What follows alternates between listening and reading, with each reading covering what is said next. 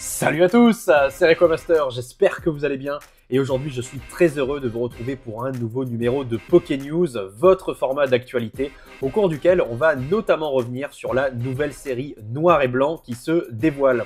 Si vous avez apprécié cette vidéo, n'hésitez pas à la liker et à la commenter. Bonne vidéo à tous. Commençons sans plus tarder avec l'actualité la plus trépidante du moment. Il s'agit de l'arrivée de Noir et Blanc qui est de retour avec deux nouveaux sets qui porteront le nom de Black Bolt et White Flare. Donc ça, vous le saviez déjà, on en a déjà parlé sur la chaîne. En revanche, on commence à avoir pas mal d'informations en ce qui concerne le contenu de ces extensions. On a aussi droit à de nombreux visuels, on va en parler juste après. Mais avant tout, petit aparté, n'hésitez pas à vous abonner au compte Instagram Pilier Céleste. C'est là que je partage les dernières news de l'univers Pokémon ainsi que les derniers visuels en date. Donc ça peut très clairement vous intéresser. Pour revenir à Black Bolt et White Flare, eh bien sachez que ces deux sets sortiront le 6 juin et ils contiendront 86 cartes chacun hors secrète. Ces deux extensions contiendront tous les Pokémon du Pokédex d'Unis, donc ce set pourrait s'apparenter à une sorte de 151 likes, mais à la sauce 5e génération, évidemment. En revanche, on a le droit à une information qui est beaucoup plus surprenante. Il a été officiellement dit que les 156 Pokémon d'Unis auront le droit soit à une carte AR, soit à une SAR. Et ça, c'est tout bonnement exceptionnel. Imaginez-vous le nombre d'ultra rares qui seront disponibles dans cette série. Ça sera vraiment dingue. Ça me fait évidemment penser à Zénith Suprême, mon extension préférée du bloc épée et bouclier. On avait des ultra rares à tir-larigot, on avait quasiment un hit tous les 2 ou 3 boosters, donc j'imagine qu'ici ça sera la même chose. Ça promet en tout cas des cartes de dingue, des ouvertures explosives, et j'ai vraiment hâte de voir à quelle sauce on va être mangé. On a justement eu les premiers visuels des AR de la série avec tous les starters et leurs évolutions. Pour l'instant, je trouve les illustrations très réussies, ça promet vraiment pour la suite. Je suis particulièrement fan de la lignée évolutive de Moustillon. Donc Moustillon, Matloutre et Clamiral, je les trouve vraiment très réussis ici. J'ai un gros coup de cœur pour le Clamiral avec tous ces Goélies qui volent autour. Le Moustillon aussi est particulièrement réussi. J'adore les couleurs de la carte. C'est très beau. Habituellement, j'ai vraiment le béguin pour Vipellière, Lianaja et Majaspic.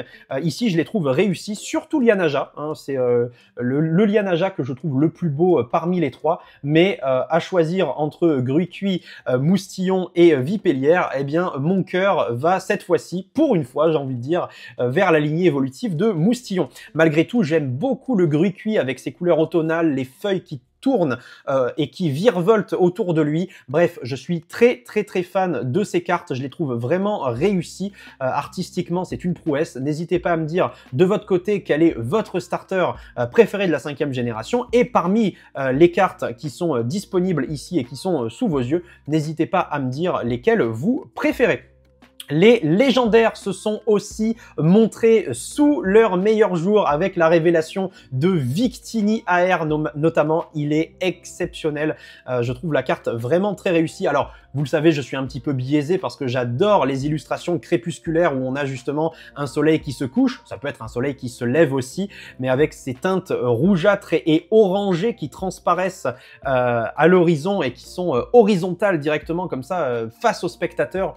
Je trouve que c'est très réussi. Le dessin du Victini aussi est très simple, mais je le trouve vraiment très stylé. On a aussi évidemment Boreas, Fulguris et Démétéros, les forces de la nature qui sont ici représentées. J'adore le Démétéros, qu'est-ce qu'il est beau. La puissance qui transparaît ici de cette carte, elle est phénoménale. Et le Fulguris, je suis très fan également. Boreas un petit peu moins, mais je trouve de toute façon les cartes très réussies et très travaillées. Encore une fois, n'hésitez pas à me dire de votre côté quel est votre préféré. Nouvelle news, évidemment, qui va faire plaisir à certains et la pilule va forcément moins bien passer pour d'autres. Eh bien, les holos changent et on aura le droit à l'ancien effet holographique du bloc noir et blanc, vous savez, avec les stries holographiques horizontales.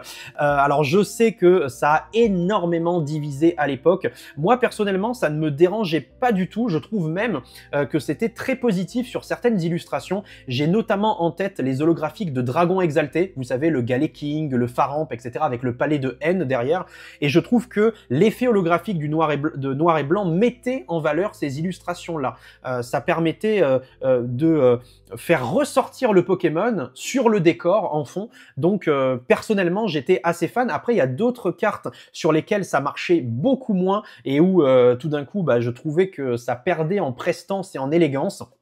Écoutez, on verra ici ce que ça donnera avec ces cartes-là. En tout cas, c'est plutôt une bonne chose. C'est assez rafraîchissant de voir les holographiques qui changent à nouveau et qui reviennent un petit peu à l'époque de la 5e génération. Je pense que de toute façon, pour rendre hommage à cette génération, il fallait passer par là. C'était quasiment obligatoire. Donc, on verra un petit peu si ça fera l'unanimité ou pas. Enfin, la cerise sur le gâteau, c'est qu'on a eu la révélation de 3 nouvelles cartes full art avec un effet texturé incroyable. On en reparlera notamment pour Zekrom et Reshiram. Mais commençons par le Victini. Donc ce Victini, il faut savoir que c'est une carte promotionnelle qu'il faudra remporter en loterie. Et comment la remporter cette carte? Eh bien, ça sera via des boosters dans des tournois au Japon et elle sera éditée à 2000 exemplaires seulement. Donc, il faudra se lever très tôt pour mettre la main dessus. Ainsi, depuis la France, vous voulez la récupérer, eh bien, il faudra très très vite s'y intéresser. En ce qui concerne Zekrom et Reshiram, eh bien, ces cartes auront droit à une toute nouvelle rareté. Donc, cette rareté, c'est BWR, hein, vous le voyez écrit juste à côté du numéro, de la numérotation de la carte en bas à gauche, donc BWR hein, pour Black and White Rare. Évidemment, c'est un petit peu à la sauce des SAR, mais c'est pas tout à fait la même chose, puisqu'ici on n'a pas de décor hein, derrière. C'est simplement de la texture pure et dure. Donc certains considèrent que ça ressemble un petit peu à ce qu'on avait dans Vigueur Spectrale avec le Dialga Full Metal. Je trouve moi de mon côté justement que en ce qui concerne les couleurs, mais surtout en ce qui concerne la texture, c'est pas la même chose. Hein, parce que le Dialga Full Metal, on avait une texture ADN assez caractéristique des Full Art, au-delà de cette teinte argentée. Mais ici, sur ces cartes-là, j'ai l'impression que la texture sera encore plus prononcée. Regardez notamment sur le Reshiram. Je ne sais pas comment la décrire, mais on dirait que c'est un mélange entre, oui, la texture ADN des Full Art, un effet pelote de laine même, tellement les traits semblent prononcés sur le Pokémon. Je ne sais pas si vous voyez ce que je veux dire, mais en tout cas, ça promet et j'ai vraiment hâte d'avoir ces cartes entre les mains parce qu'à mon avis, elles vont briller de mille feux, elles vont être exceptionnelles, trop belles et donc voilà, je suis personnellement très fan de ce style-là, même si encore une fois, on n'a pas le côté décor, le côté travaillé hein, qu'on pouvait ressentir avec les AR ou les SAR, mais ça change, c'est bien, et personnellement, je suis conquis, n'hésitez pas à me dire de votre côté si vous trouvez ça bien ou pas. Maintenant qu'on a fait le tour de noir et blanc, on va parler de Team Rocket hein, avec le fameux set Glory of Team Rocket qui est sorti maintenant depuis quelques semaines et il est temps de faire le point sur les principales cartes de la série. Alors justement, quel est le top 5 des cartes les plus chères à l'heure actuelle? Donc on va faire le point. Pourquoi je vous parle de ça? Eh bien tout simplement parce que je reviens du Japon de mon côté. Voilà, j'ai fait un petit voyage au Japon de 15 jours hein, avec Zouzou, évidemment que je salue, dédicace à toi. Et donc je suis allé au Japon au moment de la sortie de la série Team Rocket, Glory of Team Rocket, et donc c'est pour ça que je me sens assez légitime pour vous parler de l'évolution du prix des cartes. Pourquoi? Parce que là-bas dans les shops, eh bien les cartes étaient directement proposées à la vente à partir du moment où la série est sortie. Vous pouviez les retrouver, les cartes donc en état mint, hein, sortie de booster forcément, et donc c'est assez intéressant de comparer l'évolution du prix. En ce qui concerne le scellé, on va pas forcément en parler ici, mais vous le savez, le scellé Team Rocket a subi une décote assez incroyable. Hein. Maintenant, une display japonaise Team Rocket, vous pouvez la trouver entre 100 et 120 euros. C'était quand même, au début, c'était pas ce prix-là, hein. C'était quand même beaucoup plus. Là, c'est vrai que ça a pris un petit peu du plomb dans l'aile. C'est dû à pas mal de choses, pas mal de facteurs, notamment la déception que les gens ont ressentie face au Mewtwo SAR, qui n'était pas du tout à la hauteur de leurs espérances.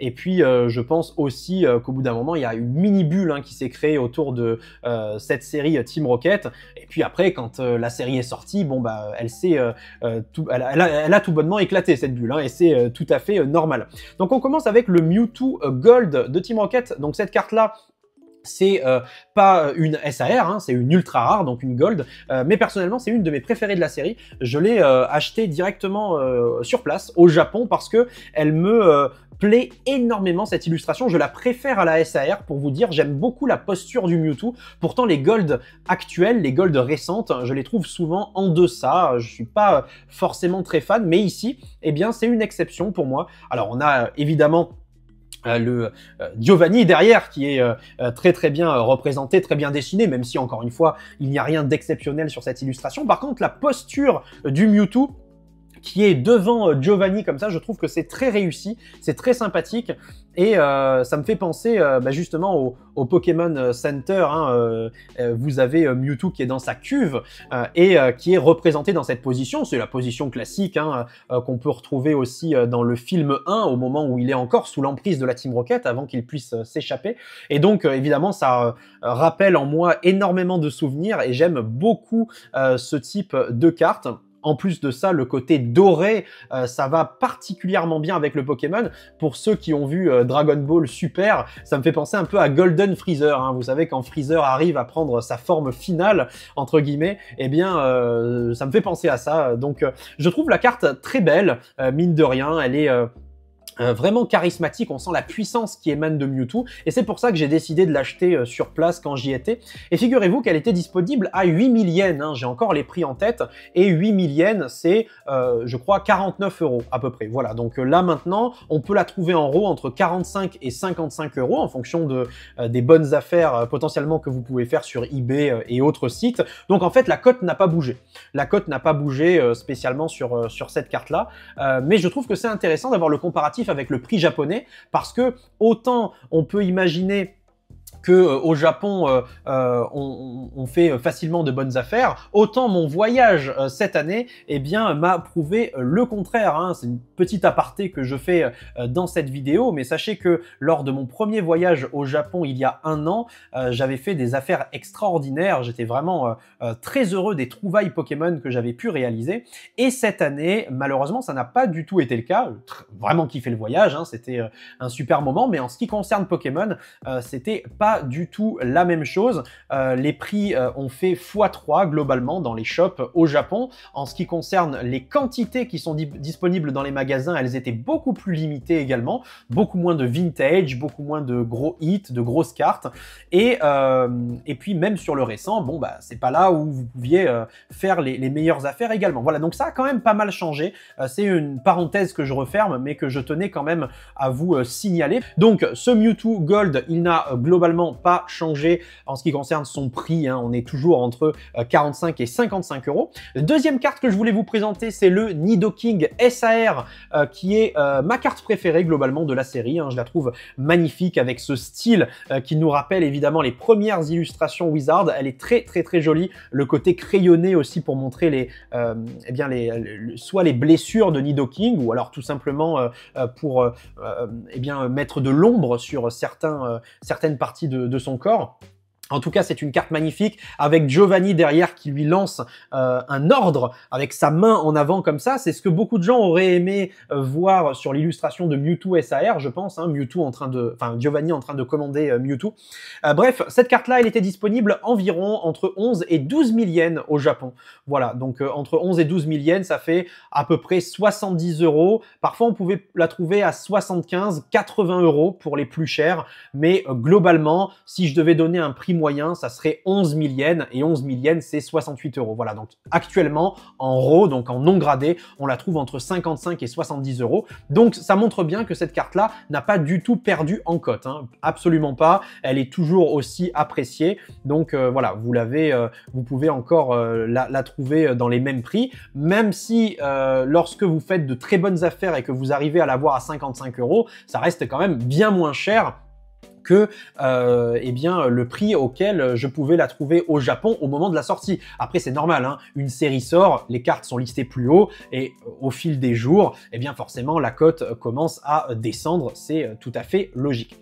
Ensuite, carte suivante, le Nostanfer X Alternate SAR, donc, qui était disponible globalement aux alentours de 13 000 yens au Japon dans les shops, donc ça fait 80 €. Encore une fois ici, pas vraiment de différence, hein, ça se joue à quelques euros, mais globalement, les cartes n'ont pas énormément pris. Hein, c'est eh bien le constat qu'on peut faire finalement de cette analyse, c'est que les cartes n'ont pas beaucoup perdu en valeur, contrairement au scellé. Et ça, mine de rien, moi, c'est quelque chose que je trouve très sain, parce que le scellé, il y a toujours beaucoup de spéculation autour de lui. Et qu'il perde en valeur, eh bien c'est tout à fait normal parce qu'on n'oublie pas quand même que le prix retail d'une display au Japon, hein, le prix normal tel qu'il devrait être exercé normalement, c'est à partir de 35 €. Hein. C'est le prix auquel partaient les displays à l'époque, quand il n'y avait pas cette hype énorme. Donc 100 € pour une display japonaise qui vient de sortir, c'est déjà énorme, c'est gigantesque. Hein.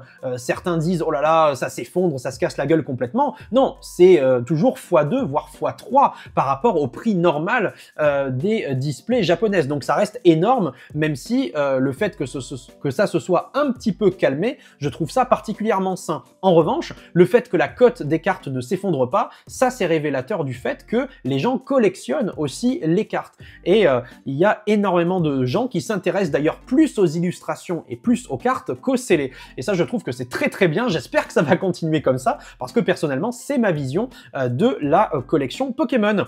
Bref, entre 65 et 85 € pour ce Nostanfer, c'est le prix auquel vous pouvez le trouver actuellement, c'est à peu près le prix auquel il était disponible au Japon.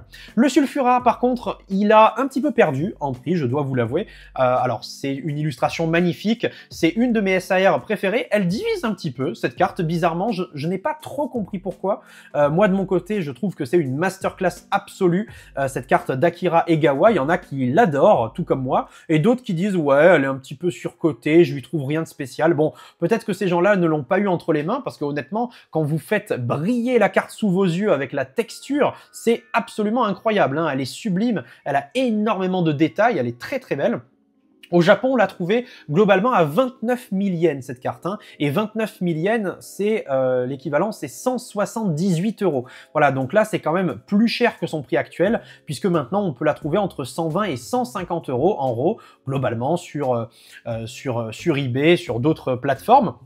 Donc, elle a pris un petit coup, c'est pas énorme, elle reste appréciée, ça reste un prix élevé, mais en tout cas, eh bien, c'est intéressant de noter que celle-ci est un petit peu descendu par rapport à son premier prix. Et enfin, nous avons le Mewtwo. Évidemment, le Mewtwo SAR, ça reste la carte de la série, la carte la plus chère, même si, encore une fois, c'est celle qui a un petit peu déçu. J'explique en partie, justement, la chute, entre guillemets, de Glory of Team Rocket par la déception, hein, comme je vous disais tout à l'heure, que les gens ont ressenti face eh bien, à cette illustration qui n'était pas à la hauteur de leurs attentes. Malgré tout, elle reste très très très élevée en termes de prix, on peut la trouver entre 300 et 350 € globalement en RAW, à l'état mint, hein, évidemment, en état gradable et potentiellement PSA 10. Sachez que sur place, son prix average, hein, son prix moyen, c'était 55 000 yens en boutique, et donc 55 000 yens, c'est 339 €. Voilà, donc on est totalement dans cette fourchette de prix que je vous décrivais ici, entre 300 et 350. Maintenant, est-ce que ces cartes vont tenir le rythme sur le long terme? Est-ce que les prix vont baisser? Je ne sais pas, mais en tout cas, à l'heure actuelle, au moment où je tourne cette vidéo, on en est là, et je trouve que c'est plutôt intéressant à noter. On termine ce Pokénews en douceur avec la révélation de deux nouvelles cartes exclusives. La première, c'est un sublime Arcanin Terra Crystal SAR. Elle est incroyable cette carte, et sachez que c'est une exclusivité chinoise. Hein. Donc encore une fois, les Chinois qui tapent fort, qui nous proposent des cartes de très grande qualité, qui sont des exclus. Donc bravo à eux. C'est vraiment très joli, je trouve. Et évidemment, on espère pouvoir la retrouver dans nos prochains sets, hein, c'est possible, ça reste une possibilité, mais pour l'instant, elle reste exclusive, hein, elle n'a pas été dévoilée ailleurs, elle n'est pas sortie au Japon, on n'a pas d'infos comme quoi ce serait une promo chez nous, mais elle est assez incroyable, je trouve, cette carte-là. Et enfin, la deuxième exclusivité, qui cette fois-ci n'est pas chinoise mais coréenne, c'est ce métamorphe qui a pris l'apparence d'un Loclas. Alors il y a aussi derrière le métamorphe Pikachu et le métamorphe Magikarp, mais celui qui me fait le plus rire, c'est le métamorphe Loclas, hein, qui est absolument incroyable.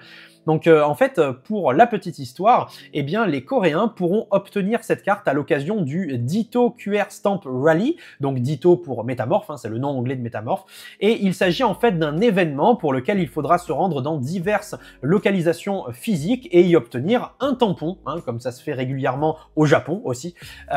Et donc ces tampons, une fois cumulés, donneront droit à cette superbe carte promotionnelle. Voilà, donc c'est encore une fois une très belle histoire et c'est plutôt cool, je trouve, des cartes qui s'obtiennent de cette manière. Il y en a encore en 2025, à l'ère où tout est globalement accessible, tout est connecté, on a les informations qui nous arrivent directement. Et bien malgré tout, on a des petits événements comme ça qui continuent à avoir lieu dans certains pays. Avant, c'était uniquement au Japon, maintenant c'est parfois en Corée, parfois en Chine, et je trouve ça très intéressant, c'est vivifiant, et ça permet de faire vivre ce monde Pokémon, et personnellement, ça me ravit. Voilà, merci d'avoir suivi ce nouveau numéro de Pokénews. J'espère que vous l'avez apprécié. Si c'est le cas, hein, comme je vous disais en introduction, n'hésitez pas à vous abonner à la chaîne, n'hésitez pas à commenter, à liker et à prendre soin de vous, surtout. Allez, je vous donne rendez-vous très vite pour de nouvelles aventures et à la prochaine. Ciao tout le monde.